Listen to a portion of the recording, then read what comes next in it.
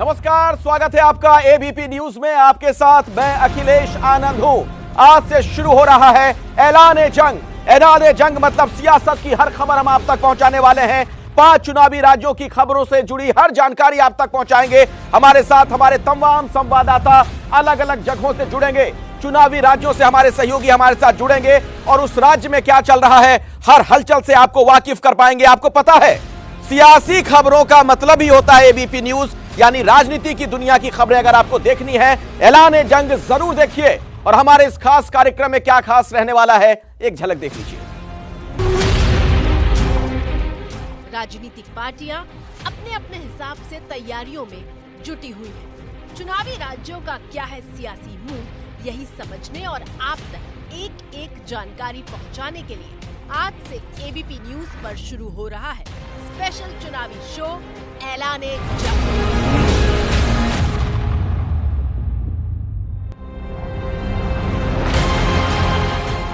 5 साल पहले 2018 के विधानसभा चुनाव में इन 5 चुनावी राज्यों में से 3 में कांग्रेस की जीत हुई थी।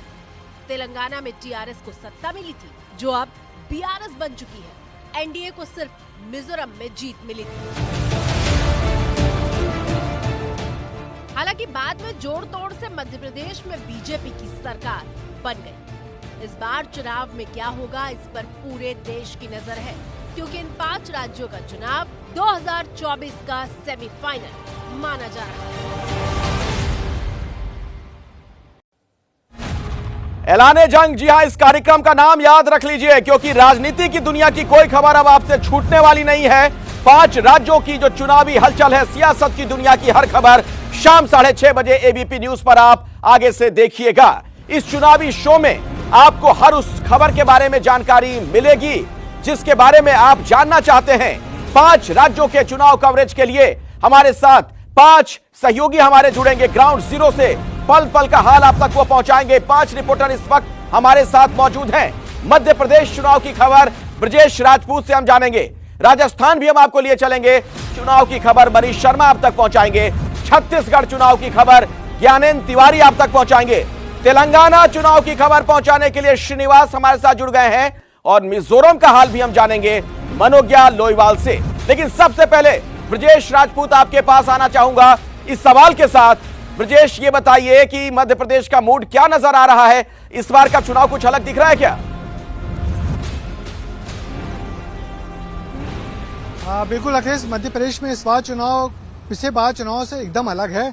और अभी तो मतदाताओं ने धीरे धीरे मूड बनाना शुरू किया है। और जो दोनों पार्टियां हैं, मध्य प्रदेश के चुनाव की खासियत ये है कि यहाँ पे सिर्फ 2 पार्टियों के बीच में आपसी संघर्ष होता है और दोनों पार्टियां बहुत नैरो मार्जिन से सरकार बनाती हैं। पिछले बार जो सरकार कांग्रेस ने बनाई थी पिछले चुनाव में 2018 में, तो कुछ आधे प्रतिशत वोट बीजेपी के ज्यादा थे कुछ, मगर उसके बावजूद सरकार कांग्रेस ने बनाई थी। बाद में सरकार गिरा दी गई और फिर बीजेपी ने सरकार बनाई। तो बहुत पिछले चुनाव को हम लोग देखें तो बहुत टाइट मुकाबला होता है, बहुत नैरो मार्जिन होता है जीत और हार का। यही वजह है कि इस बार भी सबकी निगाहें मध्य प्रदेश पे है कि मध्य प्रदेश इस बार बहुत कड़ा मुकाबला होने जा रहा है। और बिल्कुल कड़ा मुकाबला होने जा रहा है मध्य प्रदेश में। लेकिन राजस्थान में क्या होगा, जरा वो भी समझते हैं। मनीष शर्मा के पास में आपको जयपुर लिए चलता हूं। मनीष, कुछ नया होने वाला है क्या राजस्थान में? जी अखिलेश, एक बात बिल्कुल साफ कर देना चाहूंगा। हमारे 5 सहयोगी 5 राज्यों की बात कर रहे हैं, जिसमें राजस्थान भी शामिल है।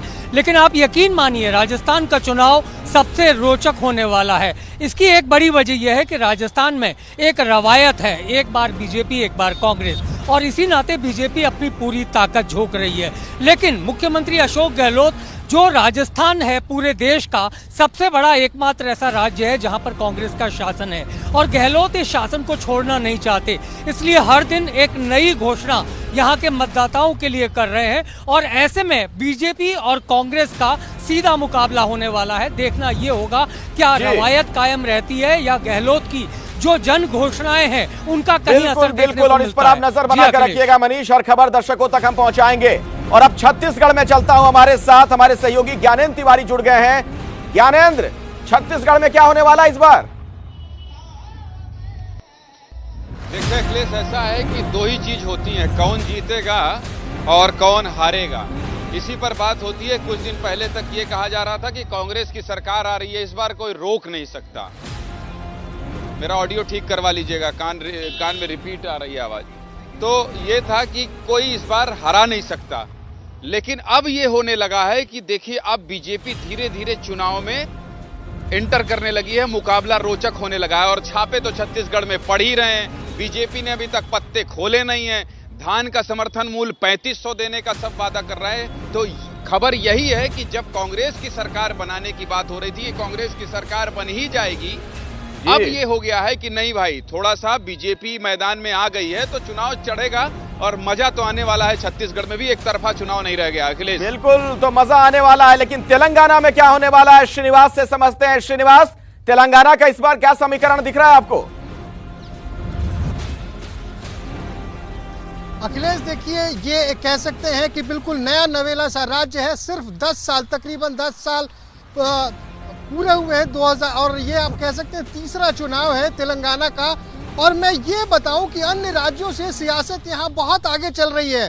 जो वहाँ की पार्टी जो पहले टीआरएस हुआ करती थी, यानी तेलंगाना राष्ट्र समिति, अब वो बीआरएस हो गई है, भारत राष्ट्र समिति। और यहाँ पे पहला मुकाबला इंडिया वर्सेस भारत का होने वाला है। यानी कि मैं ये बताना चाह रहा था कि आमने सामने इंडिया यानी कि विपक्षी दलों का गठबंधन, और दूसरी तरफ टीआरएस, जो पुरानी टीआरएस पार्टी थी जो अब बीआरएस हो चुकी है, वो बिल्कुल बिल्कुल। और अब नॉर्थ ईस्ट का भी मैं रुख करना चाहूंगा। श्रीनिवास, मिजोरम में क्या होगा आपको बताएंगी मनोज्ञा लोईवाल हमारे साथ जुड़ गई है। मनोज्ञा